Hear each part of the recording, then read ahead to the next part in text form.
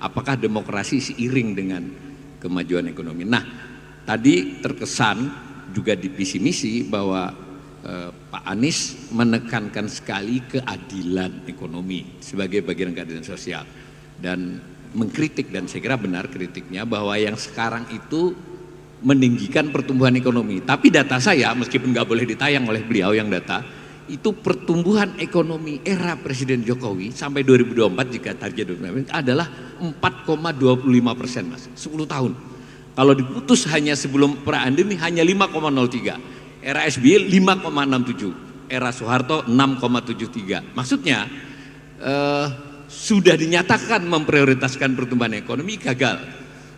Nah, Pak Anies perlu kita tantang ini dalam konteks pertumbuhan ekonomi. Jelas tadi kritiknya adalah kurang berkualitas. Nah, bagaimana caranya pertumbuhan ekonomi yang berkualitas? Nah, yang kedua ini biar ditayang sedikit lah, ini cuma data kok, nggak dibacain. Ada misi tentang yang depan aja. Ini menarik menurut saya, luar biasa, dinyatakan tentang kemandirian pangan, kemudian ketahanan energi dan kedaulatan air.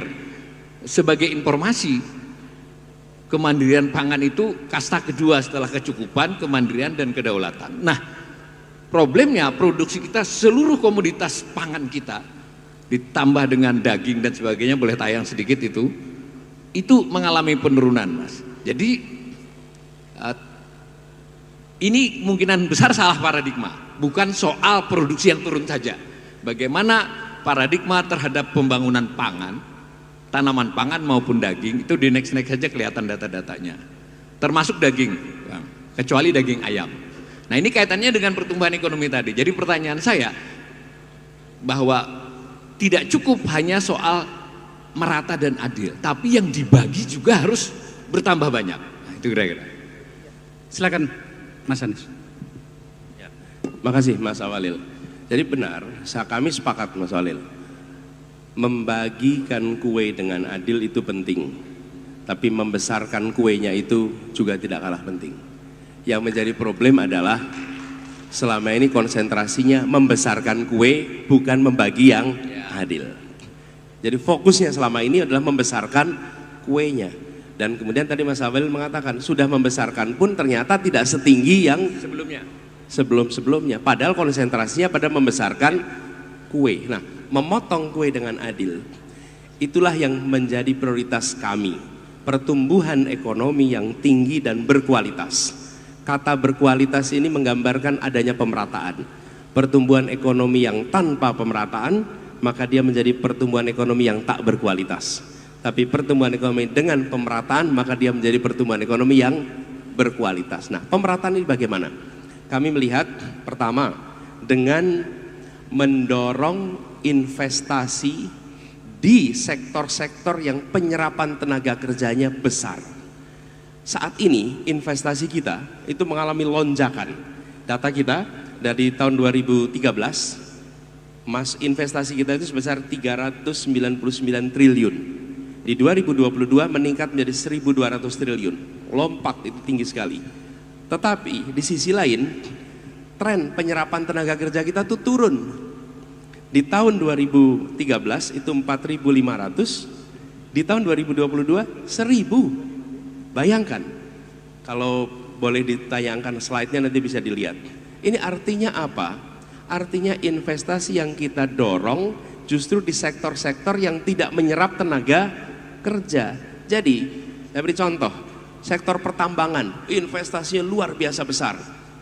Efeknya pada pertumbuhan ekonomi sangat besar. Tapi tenaga kerja yang terserap 1%. Bandingkan bila investasinya di bidang pertanian, maka penyerapan tenaga kerjanya 44% bila itu dilakukan di pertanian. Jadi geser investasi itu. Ini Bapak sekalian lihat, garis yang biru dan garis yang merah. Garis yang merah adalah penyerapan tenaga kerja yang turun, garis yang biru adalah investasi yang meningkat. Dari 2013 sampai 2022. Investasinya naik, sehingga pertumbuhan ekonominya tinggi.